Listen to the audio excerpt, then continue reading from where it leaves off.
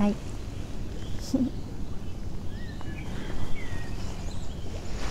Bonjour. Bonjour, bienvenue sur la voie de Morgane.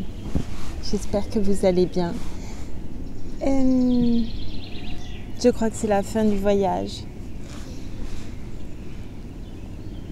Oui, je crois que nous touchons à la fin de l'Odyssée.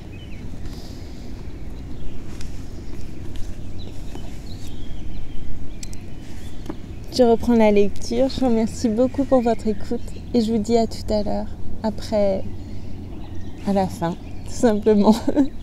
Merci beaucoup. Chant 22. Alors, jetant ses loques, Ulysse, la visée, sauta sur le grand seuil. Il avait à la main son arc et son carquois plein de flèches ailées. Il vida le carquois devant lui, à ses pieds, puis dit au prétendant: « C'est fini maintenant de ces jeux anodins.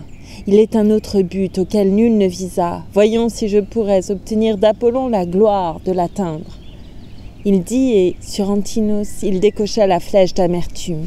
L'autre allait soulever sa belle coupe en or. Déjà, de ses deux mains, il en tenait les anses. Il s'apprêtait à boire.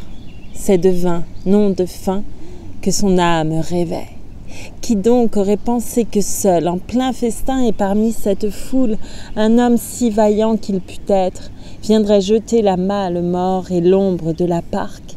Ulysse avait tiré. La flèche avait frappé Antinos au col. La pointe traversa la gorge délicate et sortit par la nuque. L'homme frappé à mort tomba à la renverse. Sa main lâcha la coupe. Soudain, un flot épais jaillit de ses narines. C'était du sang humain. D'un brusque coup, ses pieds culbutèrent la table, d'où les viandes rôties, le pain et tous les mets coulèrent sur le sol, mêlés à la poussière. Parmi les prétendants, quand on vit l'homme à terre, ce fut un grand tumulte. S'élançant des fauteuils, ils couraient dans la salle, et, sur les murs bien joints, leurs yeux cherchaient en vain où prendre un bouclier ou quelque forte lance. Ils querellaient Ulysse en des mots furieux. « L'étranger, quel forfait! Tu tires sur les gens, ne pense plus jouter ailleurs. Ton compte est bon, la mort est sur ta tête. C'est le grand chef de la jeunesse en notre Ithaque que tu viens de tuer. Aussi, tu vas nourrir les vautours de chez nous. » Ainsi parlaient ces fous, car chacun d'eux pensait qu'Ulysse avait tué son homme par mégarde, et quand la mort déjà les tenait en ses nœuds, pas un ne la voyait. Ulysse la visée les toisa et leur dit: « Ah, chien, vous pensiez donc que du pays de Troie, jamais je ne devrais rentrer en ce logis. Vous pilliez ma maison, vous entriez de force au lit de mes servantes, et vous faisiez la cour, moi, vivant, à ma femme, sans redouter les dieux, maîtres des champs du ciel, sans penser qu'un vengeur humain pouvait surgir. Vous voilà maintenant dans les nœuds de la mort. » Ils me disaient, la terreur les faisait tous verdir. Leurs yeux cherchaient où fuir la tombée de la mort, et le seul Eurymaque trouvait à lui répondre. « Ulysse, ah, si vraiment c'est toi qui nous reviens, notre Ulysse d'Ithaque, tu peux avec raison parler aux Achéens de ces forfaits sans nombre qu'ils ont commis dans ton manoir et sur tes champs. Mais le voilà gisant, celui qui les causa. C'est cet Antinos qui mettait tout en branle. Ce n'est pas tant l'hymen que rêvait son envie. Il avait d'autres vues que le fils de Cronos n'a pas favorisées. Car il pensait régner sur ton pays d'Ithaque et sur ta belle ville quand il aurait tué ton fils en trahison. Mais puisque le voilà puni par le destin épargne tes sujets, nous allons t'apaiser, trouver dans le pays soit en or, soit en bronze, de quoi te rembourser tout ce qu'on a pu boire et dévorer chez toi, en t'amenant chacun l'amende de 20 bœufs. Tant que ton cœur n'aura pas eu ce réconfort, nous ne pouvons trouver que juste ta colère. » Ulysse la visée le toisa et lui dit: « Pour me dédommager, vous pourriez, Eurymaque, m'apporter tous vos biens, et ceux de vos familles, et m'en ajouter d'autres. Mon bras continuerait encore de vous abattre tant que, de vos forfaits, je n'aurais pas tiré ma complète vengeance. Vous n'avez devant vous que le choix, ou combattre ou chercher dans la fuite un moyen d'éviter les parques et la mort. Mais croyez-moi, la mort est déjà sur vos têtes, pas un n'échappera. » À ces mots, ils sentaient se dérober sous eux leur cœur et leurs genoux. Eurymaque reprit à nouveau la parole. « Amis, vous l'entendez, rien ne peut arrêter ces mains infatigables. Puisqu'il tient le carquois et l'arc au beau poli, il va, du haut du seuil luisant, tirer ses flèches tant qu'il lui restera l'un de nous à abattre. Ne pensons qu'à lutter, allons, glaive au vent, contre la pluie de mort, prenons pour bouclier nos tables et, fondant sur lui tous à la fois, tâchons de le chasser du seuil et de la porte et courons vers la ville appelée au secours. Cet homme aurait tiré pour la dernière fois. » À ces mots, Eurymaque, avec un cri sauvage, sortait son glaive à pointe aux 2 tranchants de bronze. Il bondit vers le seuil, mais le divin Ulysse le prévint et tira. La flèche, sous le sein, entra dans la poitrine et courut se planter dans le foie. Eurymaque laissa tomber son glaive et, plongeant de l'avant, le corps plié en 2, s'abattit sur la table en renversant avec les mains à double coupe. Le front frappa le sol. Le souffle devint rauque. Le fauteuil, sous le choc des talons, culbuta, puis les yeux se voilèrent. Alors, tirant son glaive à pointe, Amphinomos bondit pour attaquer le glorieux Ulysse et dégager la porte. Mais déjà Télémaque lui plantait dans le dos entre les 2 épaules sa lance, dont le fer sortit par la poitrine.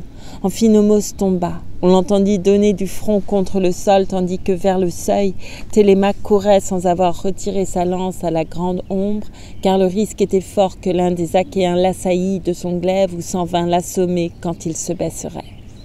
Il courut. En 2 bonds, il rejoignit son père et, montant sur le seuil, lui dit ces mots ailés. « Mon père, je reviens. Je vais chercher pour toi un bouclier, 2 piques, un bonnet tout en bronze qui t'entre bien aux tempes. Je m'armerai moi-même et j'armerai aussi Eumée et le bouvier. Il vaut mieux nous couvrir. » Ulysse, l'avisé, lui fit cette réponse. « Cours pendant que j'ai là mes flèches pour défense, mais rapporte des armes avant que, de la porte où je vais être seul, il ne m'ait délogé. » Il disait. Télémaque obéit à son père. Il s'enfuit au trésor et, dans les nobles armes, prit 4 boucliers, 4 paires de piques, 4 bonnets de bronze à l'épaisse crinière et revint, tout courant, aux côtés de son père avec son chargement. Ce fut lui qui, d'abord, se revêtit du bronze. Puis les 2 serviteurs prirent les belles armes pour s'en couvrir aussi, et leur groupe se tint autour du sage Ulysse aux fertiles pensées. Mais lui, tant qu'il avait ses flèches pour défense, il tirait dans la salle, abattant chaque fois quelqu'un des prétendants qui tombaient côte à côte. À force de tirer, les flèches lui manquèrent. Alors, déposant l'arc contre l'un des montants de la salle trapue, il le laissa dresser au mur resplendissant, puis couvrit ses épaules d'un bouclier plaqué de cuir en 4 couches et sa tête vaillante d'un bonnet de métal dont les crêtes terribles ondulaient au cimier. Enfin, il prit en main les 2 robustes piques à la coiffe de bronze. Or, dans le plein du mur de la salle trapue, à la pointe du seuil, s'ouvrait une poterne qui menait au couloir. Mais elle était fermée de panneaux en bois pleins, et le divin porcher, posté là par Ulysse, surveillait cette issue, la seule qui resta.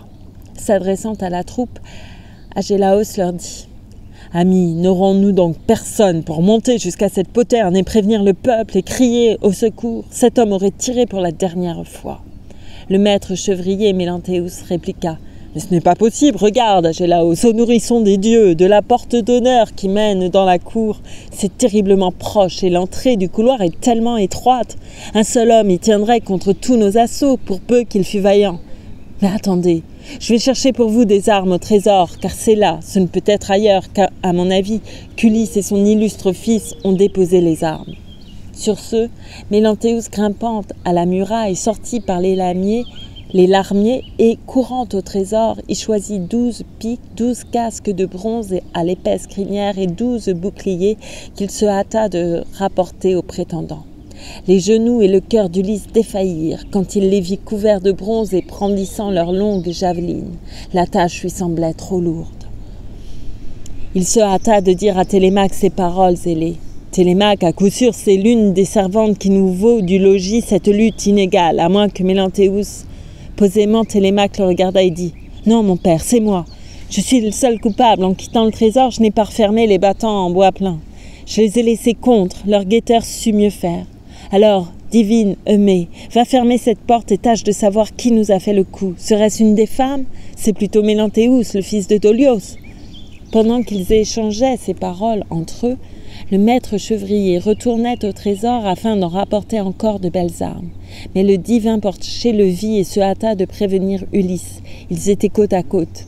« Fils de Laërte, écoute, rejeton des dieux, Ulysse aux 1000 ruses, c'est bien celui que nous pensions. Oh, la canaille, le voilà qui retourne au trésor. Réponds-moi, faudra-t-il le tuer si je suis le plus fort ou te le ramener ici, que tu te venges de tant d'indignités commises sous ton toit ?»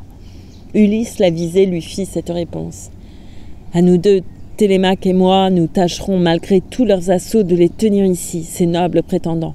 Vous, courez au trésor, jetez-le sur le dos, liez-lui bras et jambes, puis attachez la porte. Roulez-le d'une corde et le hissez en haut de l'une des colonnes jusqu'au ras du plafond. Je veux l'avoir en vie pour le bien torturer. » Il dit. Tout aussitôt les autres obéirent. Arrivés au trésor, ils virent Mélanthéus qui faisait tout au fond sa récolte des armes et ne pouvait les voir. Debout auprès des deux montants, ils l'attendirent. Le maître chevrier, quand il revint au seuil, tenait dans une main un casque magnifique et dans l'autre un de ces immenses boucliers que le héros Laërte avait porté au temps de sa prime jeunesse. Mais, rouillé, craquelé, les courroies décousues, il était aujourd'hui relégué dans un coin. Les deux bergers alors sautent sur Mélanthéus, le tirent aux cheveux, le rejettent dedans et l'étendent à terre, déjà tout angoissé, puis le serrent à mort, mains et pieds attachés. Ils en font un paquet selon l'ordre d'Ulysse, du héros d'endurance de ce fils de Laërte. Un cordage était là, qui sert à le hisser au haut d'une colonne jusqu'au ras du plafond. C'est toi qui le raillais alors, porcher aimé. Te voilà bien posté maintenant pour la nuit. Veille, ô Mélanthéus, c'est le lit qu'il te faut. Une couche moelleuse, tu ne risques pas de laisser passer l'heure.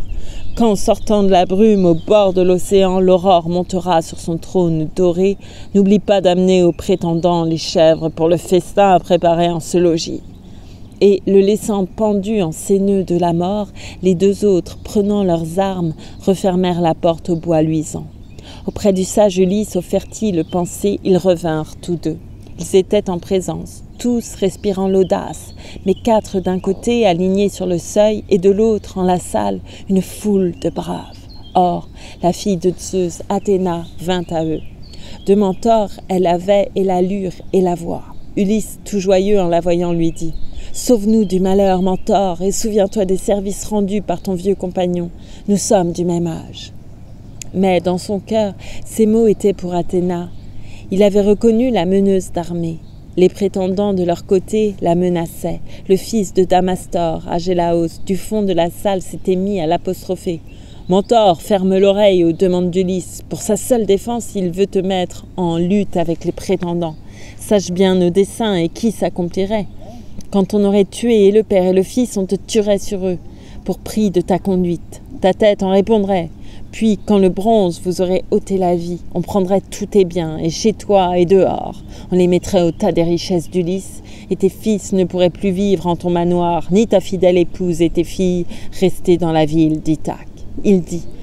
Mais, redoublant de courroux, la déesse interpella Ulysse en ces mots irrités. « Ulysse, n'as-tu plus de force ni d'ardeur ? Toi qui, pour les bras blancs de cette noble Hélène, 9 années sans faiblir combattis les Troyens, qui tua tant de gens dans la mêlée terrible et su, par ta sagesse, enlever à Priam sa ville aux larges rues. À l'heure où te voilà en tes maisons et tes biens, devant les prétendants ton cœur ne sait que geindre. Mais mon bon, reste là, debout à mes côtés, et me regarde faire. Tu verras de quel cœur, parmi les ennemis, Mentor, fils d'Alkimos, sait payer les bienfaits. » Elle dit, mais laissa la bataille incertaine. Elle voulait qu'Ulysse et son fils glorieux fissent la preuve encore de leur force et courage. Changée en hirondelle et prenant son essor, elle alla se poser sur les poutres du faîte, noircies par la fumée. Parmi les prétendants, c'était Agélaos, le fils de Damastor, qui poussait au combat tous ceux qui survivaient et luttaient pour la vie.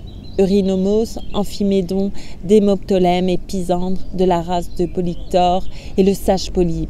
Tels étaient désormais ceux qui, par leur valeur, primaient les prétendants. L'arc et sa pluie de flèches avaient couché les autres. S'adressant à la troupe, Agélaos leur dit « Ami, voici la fin, il lui faut arrêter ses mains infatigables. Mentor a disparu, vaine fanfaronnade. En travers de la porte, il ne reste plus qu'eux. Lançons nos longues piques, mais pas tous à la fois. Allons, les 6 premiers, tirez. Et plaise à Zeus de nous donner la gloire d'abattre cet Ulysse. Quand il sera tombé, nous nous moquons des autres.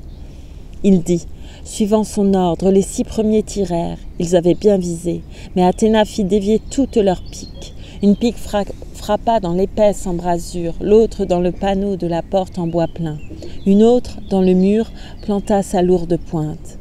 Quand le divin Ulysse les vit manquer leur coup, il se reprit à dire, le héros d'endurance, « Mes amis, un seul mot, tirons tous dans le tas. Après tant de forfaits, ces gens parlent encore d'avoir notre dépouille. » Il dit et tous les 4, en visant devant eux, lancent leurs javelines, et la pointe d'Ulysse perce Démoptolème, celle de Télémaque abat Euryades, et celle du Porcher et du Bouvier atteignent Élatos et Pisandre. Tous morts de la poussière en cette immense salle. Les autres prétendants reculent vers le fond. Nos gens alors s'élancent et courent retirer des morts leurs javelines. Mais à nouveau, voici que, brandissant leurs piques, les prétendants tiraient. Athéna détourna la plupart de leurs coups. Une pique frappa dans l'épaisse embrasure, une autre dans le plein du panneau de la porte, une troisième, au mur, planta sa lourde pointe, tandis qu'Amphimédon atteignait au poignet la main de Télémaque. Mais le bronze ne fit qu'égratigner la peau. Lancée par Stésippos, une autre longue pique en passant par-dessus le bouclier de Mée lui éraillait l'épaule et, poursuivant son vol, allait tomber à terre. Autour du sage Ulysse aux fertiles pensées, on riposte en dardant les piques dans le tas. Ulysse, cette fois, le preneur d'Ilion, atteint Eurydamas, tandis que Télémaque abat Amphimédon, le bouvier Stésippos et le porcher Polybe. Fier d'avoir atteint Stésippos à la poitrine, l'homme qui paie les bœufs lui parlait en ces termes.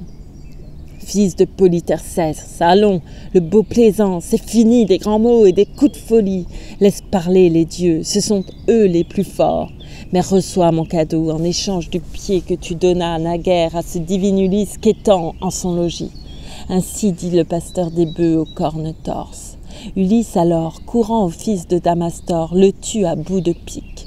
Télémaque en plein ventre atteint Liocritos, un des fils d'Événor, et la pointe s'en va ressortir dans le dos. Il s'abat sur la face et son front bat le sol. Et voici qu'Athéna, déployant du plafond son égide qui tue, terrasse leur courage. À travers la grande salle, il fuit épouvanté, tel un troupeau de bœufs qu'au retour du printemps, lorsque les jours allongent, tourmente un temps agile. Mais Ulysse et les siens, on eût dit des vautours qui, du haut des montagnes, fondent le bec en croc et les griffes crochues sur les petits oiseaux qui tombent dans la plaine en fuyant les nuages. Les vautours les massacrent, rien ne peut les sauver, ni bataille, ni fuite, et les hommes aussi ont leur part du gibier. C'est ainsi qu'en la salle, assaillis de partout, tombaient les prétendants, avec un bruit affreux de crânes fracassés dans les ruisseaux du sang qui couraient sur le sol. Mais aux genoux d'Ulysse, Diodès s'est jeté, il les prend, il supplie, il dit ces mots, et les gens brassent tes genoux, Ulysse, épargne-moi, pitié. Je te le jure, jamais dans ce manoir je n'ai rien dit, rien fait pour outrager tes femmes. Même quand je voyais les autres mal agir, je mettais le holà. Mais ils continuaient de se souiller les mains sans vouloir m'écouter. Et leur folie en méritait ce sort affreux. Vais-je tomber aussi quand moi, je n'ai rien fait qu'être leur aruspice? N'est-il que ce paiement pour avoir bien agi? Ulysse la visée le toisa et lui dit « C'est toi qui t'honorais d'être leur aruspice, alors tu dus souvent prier en ce manoir pour éloigner de moi la douceur du retour et me prendre ma femme et en avoir des fils. Ah non, pas de pitié, pas de fuite, la mort !» Et de sa forte main, ramassant sur le sol l'épée qu'Agélaos mourant avait lâchée, il la lui plonge au col, sa tête avec un cri roule dans la poussière. Mais le fils de Terpès, Laète, Phémios, cherchait à éviter la parque ténébreuse. Lui qui n'avait jamais chanté que par contrainte, devant les prétendants. Tenant entre ses bras la cithare au chant clair, il restait indécis auprès de la poterne. Quitterait-il la salle? Irait-il au dehors, à l'hôtel du grand Zeus, protecteur de la cour, s'asseoir contre ces pierres où Laërte et son fils faisaient jadis brûler tant de cuisses de bœufs? Dans la salle, irait-il prendre Ulysse aux genoux? Il crut tout compte fait que mieux valait encore se jeter aux genoux de ce fils de Laërte. Donc, ayant déposé sa cithare bombée entre un fauteuil aux clous d'argent et le cratère, il courut vers Ulysse et lui prit les genoux, et dit en suppliant ces paroles ailées. « Je suis à tes genoux, Ulysse, épargne-moi. Ne sois pas sans pitié. Le remords te prendra un jour d'avoir tué Laëde, le chanteur des hommes et des dieux. Je n'ai pas eu de maître. En toute poésie, c'est un dieu qui m'inspire. Je saurais désormais te chanter comme un dieu. Donc résiste à l'envie de me couper la gorge. Demande à Télémaque, il te dira, ton fils, que si je suis ici, si, pour les prétendants, je chantais au festin, je ne l'ai pas cherché, je ne l'ai pas voulu. Mais nombreux et puissants, c'est eux qui m'y forçaient. » Sa force et sainteté, Télémaque entendit. Il courut vers son père et dit en arrivant « Arrête, que ton glaive épargne un innocent. Sauvons aussi Médon, le héros, qui toujours a, dans notre demeure, pris soin de mon enfance. Pourvu que, sous les coups de mai et du bouvier, il n'ait pas succombé ou ne soit pas mis en travers de ta course. » Mais Médon l'entendit, car cet homme de sang gisait sous un fauteuil.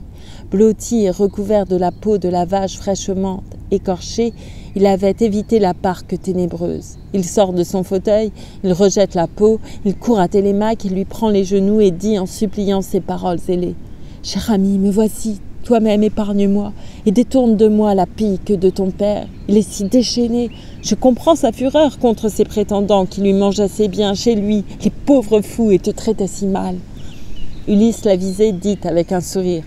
« N'aie pas peur, grâce à lui te voilà hors d'affaire. Que ton salut te prouve et va le dire aux autres, combien est préférable au crime la vertu. Mais sortez du manoir, l'illustre Aède et toi, asseyez-vous dehors dans la cour, loin du sang. Il faut qu'en ce logis, ma besogne s'achève. » Sur ces mots, le héros et Laëde sortirent. Ils s'en furent s'asseoir à l'autel de grande Zeus.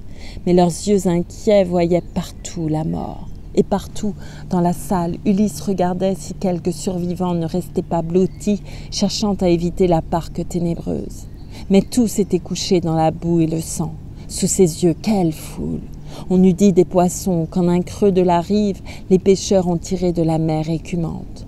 Aux mailles du filet, sur les sables, leurs tas bâillent vers l'onde amère, et les feux du soleil leur enlèvent le souffle.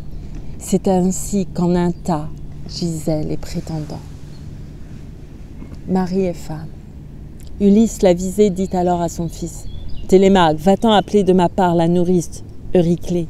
J'aurai à lui donner un ordre auquel je tiens. » Sur ces mots, Télémaque obéit à son père et secouant la porte, il dit à la nourrice « Debout et vite ici, vieille des anciens jours qui surveille chez nous nos femmes de service. Viens, mon père t'appelle, il voudrait te parler. » Il dit, et sans qu'un mot s'envolât de ses lèvres, la vieille ouvrit la porte du grand corps de logis et, marchant sur les pas de Télémaque, entra.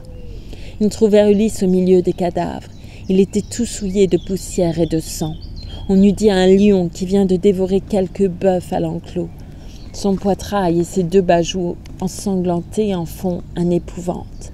Des pieds au haut des bras, c'est ainsi que le corps d'Ulysse était souillé. En voyant tous ces morts et ces ruisseaux de sang, devant un tel exploit, la vieille allait pousser la clameur de triomphe. Ulysse l'arrêta et contint son envie, puis, élevant la voix, lui dit ces mots ailés. « Vieille, aie la joie au cœur, mais tais-toi, pas un cri. Triompher sur les morts est une impiété. C'est le destin des dieux qui les tue, et leur crime. Qu'on fût noble ou vilain, quand on les abordait, ils n'avaient pour tout homme au monde que mépris. C'est leur folie qui leur valut ce sort affreux. Mais dis-moi, des servantes qui sont en ce manoir, lesquelles m'ont trahi, lesquelles sont fidèles ?» La nourrice Euryclée lui fit cette réponse. « Mon fils, je te dirai toute la vérité. Des 50 servantes qui sont en ce manoir et que j'avais dressées à toutes les besognes, à travailler la laine et subir l'esclavage. Il en est 12 en tout, dont l'audace éhontée fut sans respect pour moi, pour Pénélope même. Télémaque achevait seulement de grandir. Sa mère interdisait qu'il commandât aux femmes. Mais laisse, que je monte à l'étage brillant avertir ton épouse, un dieu l'a fait dormir. » Ulysse l'avisé lui fit cette réponse. « Elle ? Non, pas encore. Avant de l'éveiller, fais-moi venir ici les filles que tu vis tramer des vilainies. » Il disait, traversant la grande salle, la vieille alla dire aux servantes de venir au plus tôt. Mais appelant son fils, Eumée et le bouvier, Ulysse leur disait ces paroles ailées. « Commencez à l'instant qu'on emporte les morts, que les femmes vous aident, et vous prendrez ensuite l'éponge aux 1000 trous pour laver à grande eau tables et beaux fauteuils. Quand vous aurez remis tout en ordre au manoir, de la salle trapue emmenez les servantes, et dans la cour d'honneur, entre le pavillon et la solide enceinte, faites-leur rendre l'âme à la pointe du glaive, sans en épargner une. C'est fini d'Aphrodite et des plaisirs de nuit au bras des prétendants. Il disait, dans la salle entrait déjà la troupe des filles infidèles, poussant des cris affreux, versant des pleurs à flots. Il leur fallut d'abord emporter les cadavres et ranger tous ces morts au porche de la cour, dans l'entrée de l'enceinte. Ulysse commandait et pressait la besogne, il fallait obéir. Elles prirent ensuite l'éponge aux 1000 trous pour laver à grande eau tables et beaux fauteuils. Puis Télémaque, Eumée et le bouvier raclèrent tout le sol à la pelle entre les murs épais. Les femmes emportaient au dehors cette boue. Lorsque, dans la grande salle, tout fut remis en ordre, on fit sortir les femmes de la salle trapue, on entassa leurs troupes en un coin de la cour, entre le pavillon et la solide enceinte. Impossible de fuir. Posément, Télémaque avait dit à ses gens, « Il ne sera pas dit qu'une mort honorable ait terminé la vie de celle qui versait l'opprobre sur ma mère et sur ma propre tête et qui passait les nuits au lit des prétendants. » Ce disant, il prenait le câble du navire à la proue azurée et le tendait du haut de la grande colonne autour du pavillon, de façon que les pieds ne pussent toucher terre. Grives aux larges ailes, colombes qui vouliez regagner votre nid, vous donnez au filet dressé sur le buisson et vous voilà couchés au sommeil de la mort. Ainsi, têtes en ligne et le lacet passé autour de tous les cols, les filles subissaient la mort la plus atroce et leurs pieds s'agitaient un instant, mais très bref. Alors Mélantéus fut sorti dans la cour. Au devant de l'entrée, on lui trancha d'abord, d'un bronze sans pitié, le nez et les oreilles, puis son membre arraché fut jeté tout sanglant à disputer aux chiens et, d'un cœur furieux, on lui coupa enfin et les mains et les pieds. S'étant lavé ensuite et les pieds et les mains, on rentra vers Ulysse. L'œuvre était accomplie. Ulysse était en train de dire à la nourrice « Pour chasser l'air mauvais, vieille, apporte du soufre et donne-nous du feu. Je veux souffrer la salle. Puis va chez Pénélope et la prie de venir avec ses chambrières. Dépêche-nous aussi toutes les autres femmes. » La nourrice auriclée lui fit cette réponse. « Là-dessus, mon enfant, ton discours est parfait. Mais il faut te vêtir. Je m'en vais t'apporter la robe et le manteau. Tu ne peux pas rester avec ce seul haillon sur tes larges épaules. On le prendrait très mal. » Ulysse l'avisé lui fit cette réponse. « C'est du feu que d'abord je veux en cette salle. » Sur ces mots, la nourrice auriclée obéit. Elle apporta du feu. Elle apporta du soufre. Ulysse en imprégna salle, manoir et cour. Puis la vieille s'en fut aux grands appartements raconter la nouvelle et dépêcher les femmes, qui sortirent de la grande salle avec des torches qui, se jetant au cou d'Ulysse et le fêtant, et lui prenant les mains, couvraient de leurs baisers sa tête et ses épaules. L'envie de sangloter, de gémir le prenait doucement, car son cœur les reconnaissait toutes. Chant 23. Mais la vieille auriclée montait chez sa maîtresse. Elle riait tout haut à l'idée d'annoncer que l'époux était là. Ses genoux bondissaient, ses pieds sautaient les marches. Elle était au chevet de la reine. Elle dit « Lève-toi, Pénélope, que tes yeux chers enfants revoient enfin l'objet de tes vœux éternels. Ulysse est revenu, il est dans son manoir qu'il a tardé longtemps. Mais viens, il a tué les fougueux prétendants qui pillaient sa maison, lui dévoraient ses biens et maltraitaient son fils. » La plus sage des femmes, Pénélope, reprit « Bonne mère, es-tu folle? Un dieu peut donc troubler la tête la plus sage et donner la sagesse à l'esprit le plus faux? Toi, si posé jadis, c'est un dieu qui t'égare. Partout c'est racontara, pourquoi te jouer de ce cœur douloureux?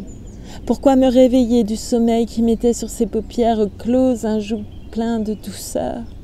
Je n'ai jamais si bien dormi depuis qu'Ulysse est allé voir là-bas cette Troie de malheur. Retourne à la grande salle.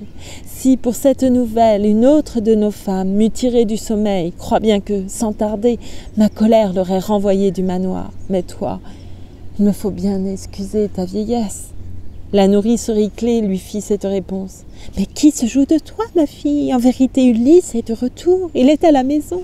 C'est comme je te dis, c'était lui l'étranger que tous ils outrageaient. Télémaque savait de longtemps sa présence, mais prudemment gardait le secret de son père pour lui donner le temps de punir ses bandits. À ces mots, Pénélope en joie sauta du lit, prit en ses bras la vieille et les yeux pleins de larmes lui dit ces mots ailés. Bonne mère, ah vraiment, tu ne me trompes pas. Si comme tu le dis, il est à la maison, comment donc a-t-il pu, à lui tout seul, abattre cette troupe éhontée? Car chez nous, c'est toujours en nombre qu'ils étaient. La nourrice Euryclée lui fit cette réponse. Je n'ai rien vu, rien su, je n'ai rien entendu que le fracas du meurtre. Apeurés, nous restions dans le fond de nos chambres, entre les murs épais et toutes portes closes. De la grande salle, enfin, Télémaque, ton fils, que son père envoyait, me cria de venir. Quand je revis Ulysse, c'était parmi les morts, debout, autour de lui. Leurs cadavres pressés couvraient le sol abattu. Si tu les avais vus, quelle joie pour ton cœur, de poussière et de sang couverts comme un lion. On les a mis en tas aux portes de la cour, il a fait un grand feu, il a brûlé du soufre. La salle est toute belle, il m'envoie te chercher. Suis-moi, que vos deux cœurs s'unissent dans la joie après tant de souffrance. Tes vœux de si longtemps, les voilà donc remplis, tu l'as à ton foyer, il est vivant. Chez lui, il a pu retrouver sa femme et son fils. Et tous ses prétendants, fauteurs de tant de maux, il a pu s'en venger en sa propre maison. La plus sage des femmes, Pénélope, reprit. Bonne mère, contiens tes transports et tes rires, le revoir au logis. Tu sais le bonheur que tous nous en aurions, moi surtout et ce fils qui nous a dû le jour. Mais comment croire un mot des récits que tu fais? Si quelqu'un vint tuer les nobles prétendants, c'est un Dieu qu'indignait leur audace et leurs crimes. Quand on les abordait, qu'on fût noble ou vilain, ils n'avaient pour tout homme au monde que mépris. C'est leur folie qui leur valut ce sort affreux. Mais loin de l'Achaïe, mon Ulysse a perdu la journée du retour et s'est perdu lui-même. La nourrice Euryclée lui fit cette réponse.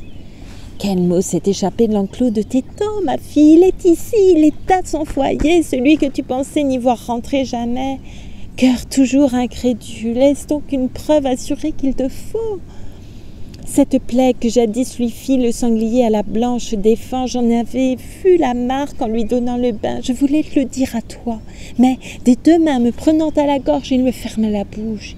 Il avait son projet. Viens, suis-moi, je te mets ma propre vie en gage, et si je m'en tue, moi, de la pire des morts. La plus sage des femmes, Pénélope, reprit. Bonne mère, je sais ta prudence achevée, mais peux-tu déjouer les plans des éternels? Quoi qu'il en soit, allons retrouver mon enfant, je veux voir s'ils sont morts, les seigneurs prétendants, et qui les a tués. De l'étage, à ces mots, la reine descendit. Quel trouble dans son cœur! Elle se demandait si, de loin, elle allait interroger l'époux, s'approcher de lui et, lui prenant la tête et les mains, les baiser. Elle entra. Elle avait franchi le seuil de pierre. Dans la lueur du feu, contre l'autre muraille, juste en face d'Ulysse, elle vint prendre un siège. Assis, les yeux baissés, sous la haute colonne, il attendait le mot que sa vaillante épouse, en le voyant, dirait. Mais elle se taisait, de surprise accablée.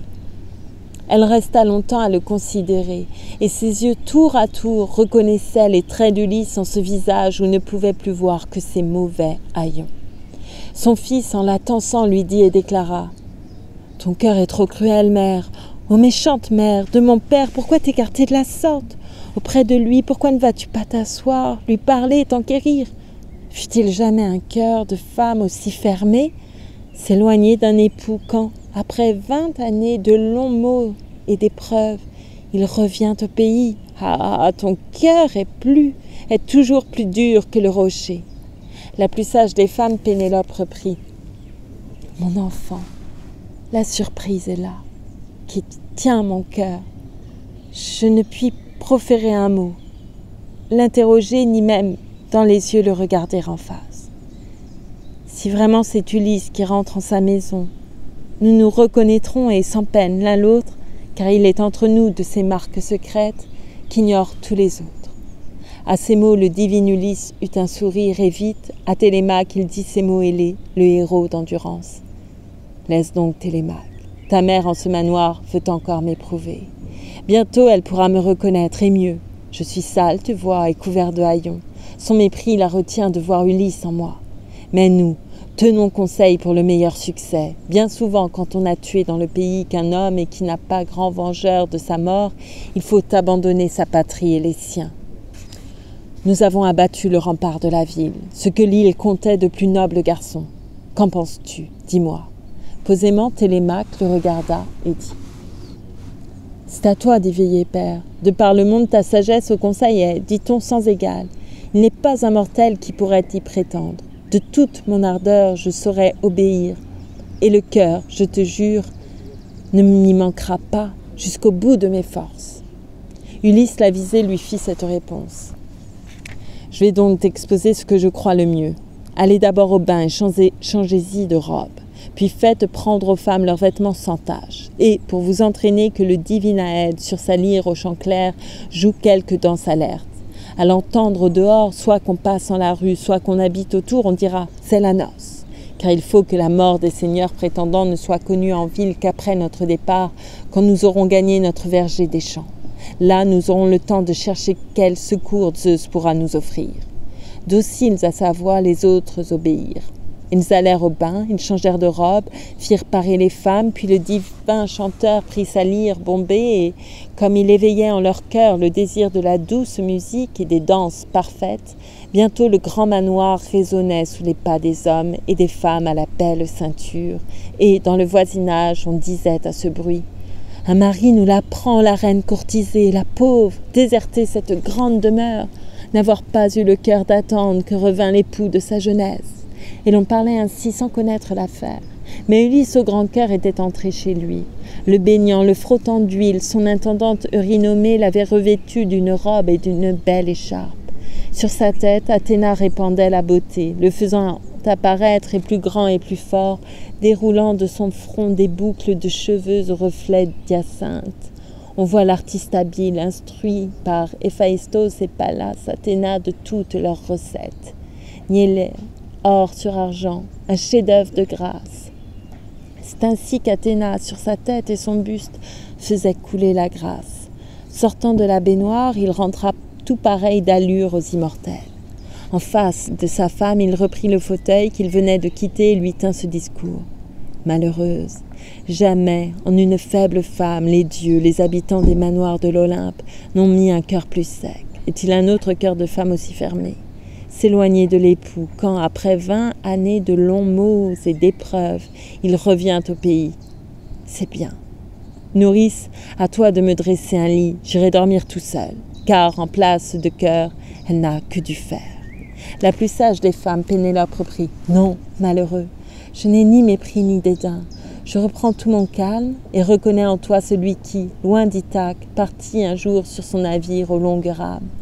Obéis, Euryclée, et va dans notre chambre aux solides murailles nous préparer le lit que ses mains avaient fait. Dresse les bois du cadre et mets-y le coucher, les feutres, les toisons, avec les draps moirés. C'était là sa façon d'éprouver son époux. Mais Ulysse, indigné, méconnut le dessein de sa fidèle épouse. « Ô femme, as-tu bien dit ce mot qui me torture? Qui donc a déplacé mon lit? Le plus habile n'aurait pas réussi sans le secours d'un dieu qui, rien qu'à le vouloir, l'aurait changé de place. Mais il n'est homme en vie, fût-il plein de jeunesse, qui l'eût roulé sans peine. La façon de ce lit, c'était mon grand secret. C'est moi seul qui l'avais fabriqué sans un aide. Au milieu de l'enceinte, un rejet d'olivier éployait son feuillage. Il était vigoureux et son gros